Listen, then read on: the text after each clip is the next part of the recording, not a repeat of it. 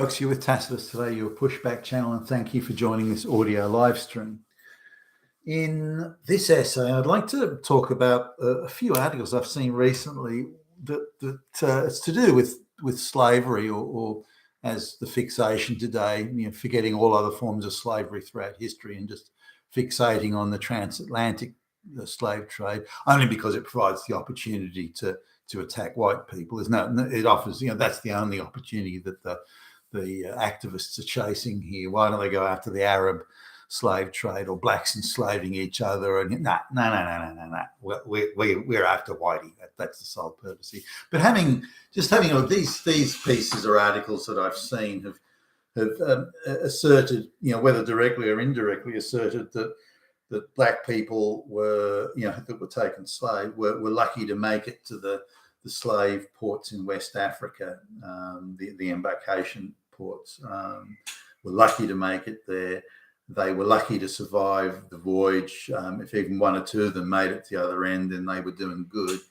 And then they were lucky to survive even 5 minutes of being working on the plantations and so on in particularly the southern United States. So now. Another thing that's come up is that slave owners routinely beat their slaves to death or within an inch of death. And this was, again, a routine sort of happening every 5 minutes type event. So I just want to just sort of take a practical look at this. So firstly, that's all a grotesque country. It's all lies, and more lies. So we need to come back to the reality of the situation. I mean, aside from morality of slavery, in itself, but if it's immoral for the transatlantic slave trade, then it's immoral for all slave trade throughout history in any form that it's taken. So go after all the other forms. Particularly, it was a way of life for the black tribes of Africa to enslave each other. That was how it was. That was how they existed at the time. But I see hardly any mention of that. But let's have a look at it now. The black slavers, sometimes they would subcontract the transporting of the slaves out to Arab slavers that were really, the professional slave traders, if you like, of the continent. The Africans did it because that was culturally what they did, but the Arab slavers, they were the professionals, the slave merchants, if you will. So they would buy the slaves from other blacks who'd enslaved each other. So the Arab slaves come and buy the slaves. Now they've paid whatever they had to pay. Sometimes it was gold, sometimes it was whatever. Sometimes they would procure Western goods at the time, such as firearms, for example, or certain types of alcohol, or other finished iron and steel goods like axes or knives, those sorts of things. So they would buy those from the Europeans, then sell them to or use them to barter or exchange for slaves. Sometimes it was gold and so on, but often it was a barter. But at some point you got to pay for that stuff. So the Arabs would cut a deal, and remember, they're professionals at this, so they could look at a bunch of slaves and they're in pretty good condition. Okay, we'll give you I don't know what the value would have, how they would have worked it out. I'll give you 3 rifles instead of 2, or something, whatever it was. But so the Arabs have paid for that. They've had to buy those rifles. Then they transport the slaves that have been enslaved by blacks. They transport those slaves to the slave ports in West Africa. This is where the European ships, and other ships, by the way, but European, because we're looking at the transatlantic for the moment. So the ships would come there. Then the people who are running the ports would pay the Arab slavers. Now the Arab slavers are paid, whatever the amount is. Now maybe they got paid more or less than they really wanted or something. But the only way they're going to make profitable transactions is by getting as many people as possible to the port in decent physical condition, and getting to the ports and then selling them to the port, the people running the ports. So there'd be another transaction there.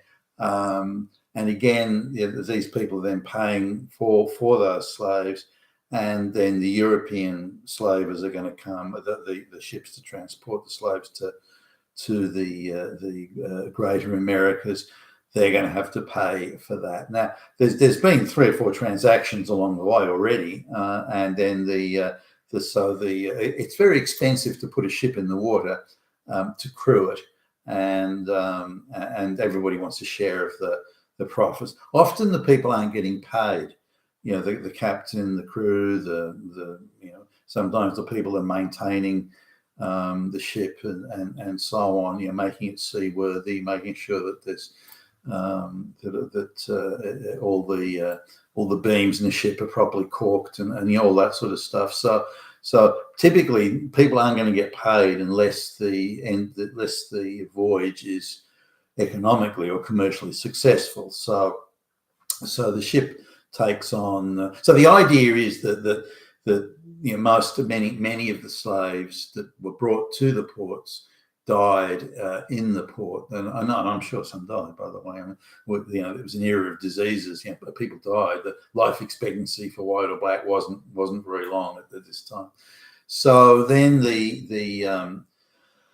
this idea that they were dying in vast numbers in these ports is bullshit, because somebody's just paid serious money for that. They can't have them die, so they've got to keep them alive and keep them in a condition where the slave ships. Now, typically the slave ships would have a purchasing agent or a buying agent or someone on board, who would then inspect the slaves. Now, they want fit, ready to work people. That's what they want. That's all that matters. Fit and ready to work people. Maybe there'll be a few hot babes or something for harems, things like that. But typically they're looking for people to work and do heavy work and be ready for work. Now, if someone's emaciated or sick or they've got some sort of disease or something, they're no good. They're no good to anybody. So no one in the chain, all of that transactional chain, nobody wants that. You want fit, ready to work slaves. That's the object. No one's going to make money if that's not happening. So the buying agent will buy only the fit slaves. So the guy, the people that have paid for the slaves at the port, they can't afford to take on slaves that aren't fit and healthy. There's just no money in it for them. So, and again, administering a port like that is expensive, so they need to have slaves that are in good condition, ready to work. The same goes for the people buying the slaves on the ship. Now, the ship then goes to somewhere in Americas. Maybe it's the Caribbean, maybe it's the southern portion of the United States, or what would originally have been the colonies. And so then they arrive at the other end. But then again, you've got plantation owners who are discerning buyers. They know the sort of slave is this guy ready to do work, today or not. Now, if the slaves arrive and they're in, and again on the ship, the slave, about 15% of the slaves would die on the ship. Was about the same amount of white people that would die on the ship. This is the transatlantic voyage from Africa to the Americas. So there was, and this could be people being swept overboard in storms or dying of dysentery or any of the common sort of ailments and maladies of the day. So black people were particularly resistant to white folks' diseases, the smallpoxes and diphtherias and all this sort of stuff, which again was one of the primary reasons, not the only, but one of the primary reasons why black people ended up as slaves in the Americas, because they were resistant to these white diseases. Whereas other the native population, the Indians, they weren't. They suffered heavily from diseases that the white people had, such as smallpox and so on. Cholera, that type of thing. So anyway, the slaves then arrive at the other end in the Americas, and these plantation owners are discerning buyers. So they're not going to pay for people that aren't ready for work, fit and ready for work. nor do you want someone that looks ill that's going to maybe affect the slaves you already have and make them sick. So these plantation owners, again, often employing buying agents, are very watchful for this sort of thing. No, that guy looks like he might have a disease. No, don't want that, and so on. So very discerning that. So if you're not delivering fit and healthy people at the other end after the voyage, then you're just not going to. The voyage will not be profitable. Everyone will lose money, and that'll be the end. You won't get those people to invest again. So you have to make money, and the only way you're going to make money and have a successful voyage is if you have fit, healthy slaves arriving at the other end. That is the only way you're going to make a buck on this. So great efforts are made for this to deliver fit and healthy slaves at the other end. Now, bear in mind that the voyage, if weather conditions are adverse, the voyage could take a couple of months, longer in some cases. So you're at sea for quite a while. It's not easy to keep people fit and healthy at sea, for that long. So particularly given that many of these slaves had never even seen water before, let alone or seen the ocean or anything like that before. So imagine the boat heaving around in a storm. A lot of these slaves would have had. Would have been seasick and all sorts of things. So cleanliness and hygiene, a diet and so on that would keep these people looking fit and healthy at the other end was absolutely paramount. Not that it was always done perfectly, not that it didn't go awry at times. It must have done, but that was again the only way the voyage would make money. If you didn't deliver fit and healthy slaves at the other end, you lost money, and that was it. So, and all these other people who were relying on a successful voyage to make. Everyone had an investment in having a successful voyage. Anybody thinking about, I'll kill the slaves and like that. They were doing away with their own portion of the profits, and nobody wanted that. Everybody had an investment in and a very serious investment in having a profitable voyage. That meant, again, and I mention it for the umpteenth time here, that meant delivering fit and healthy slaves at the other end. It required that.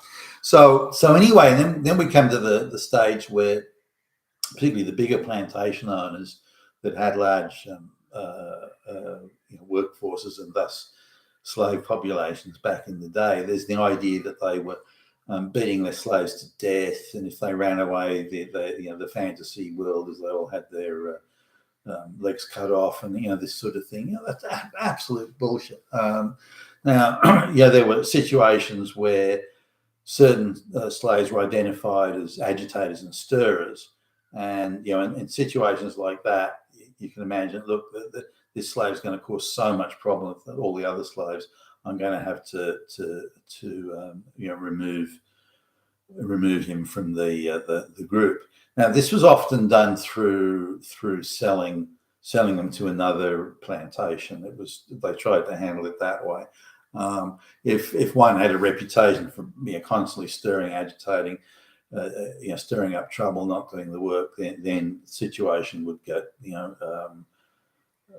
would deteriorate from there in the same way that the government today runs around alleging white supremacists and Nazis are behind everything and putting people in prison arbitrarily without charge and that sort of stuff. So I don't know if things have really progressed that much, but the typical way that it's not hard to, if you go online, it's not hard to sort of look at these things and check on them. The way that the plantation owners would handle it was to try and encourage the slave to do the work and not cause trouble. That was the primary goal. They didn't want to hurt them or injure them or maim them, because then they can't do the work.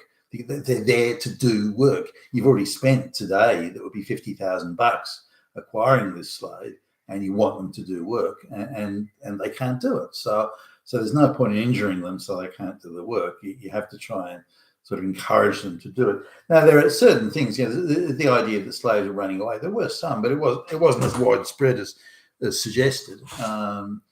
And look, the situation is they're getting accommodation provided, which is probably better than what they had in Africa, where they came from. they've got a food supply. They're allowed to grow their own food, and they're fed meal and things like that. Mostly corn because it's less expensive than wheat back in the day. So now the existence in Africa was quite precarious. The tribal warfare was constant, permanent. It was never not happening, and yours had the risk, particularly at night, where the neighbouring tribe would come in, dong you on the head, and just carry you off and sell you as a slave. So all that was stopped. So that this constant drama of having to always worry about being at war with your neighbours, the tribal neighbours, or being captured and sold off into slavery, that wasn't there anymore. So it was in contrast to the life in Africa, though it might have been boring, it was a peaceable existence where everything was provided for you on the basis that you worked on the plantation.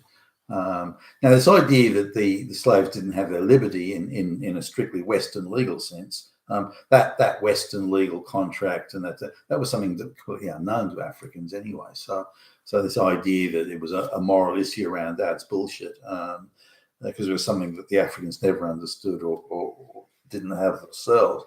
Now, this idea of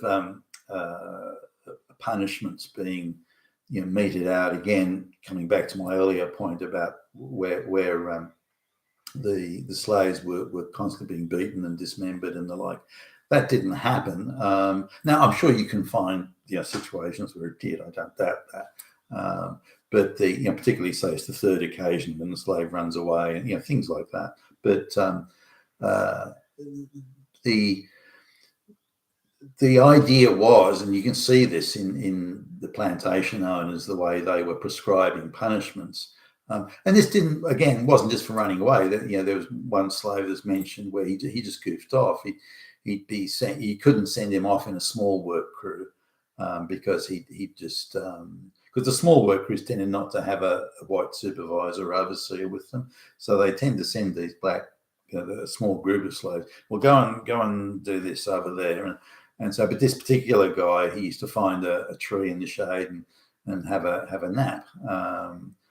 Or on other occasions, he would go to the adjoining plantation and would have intimate relations with one of the female slaves there, and so so he was always goofing off and wouldn't do the work. So they put him into bigger work crews where there was an overseer, and he still tried to goof off in spite of being warned and this sort of thing. So there were a series of punishments, but they were quite particular about avoiding any punishment that would injure the slave, because again, you injure them, they can't work, and they're there to do the work. So they would have this escalating series where they'd be a series of punishments where they'd be put in the equivalent of stocks, which is medieval European way where people were put in like a wooden it was a wooden stand where their hands and their neck was put through the stock, and they had to stand in this awkward crouching position, held in what were called the stocks, and they were left there for a certain amount of hours or a certain amount of days, this sort of thing as a punishment, which was done to white people in Europe, and it's very common sort of punishment for things. Or certain infractions. So they try that, and then they'd be escalated. Then they'd have like 2 days in the stock instead of one. But there were other things that were tried. Like it was in a Caribbean plantation owner.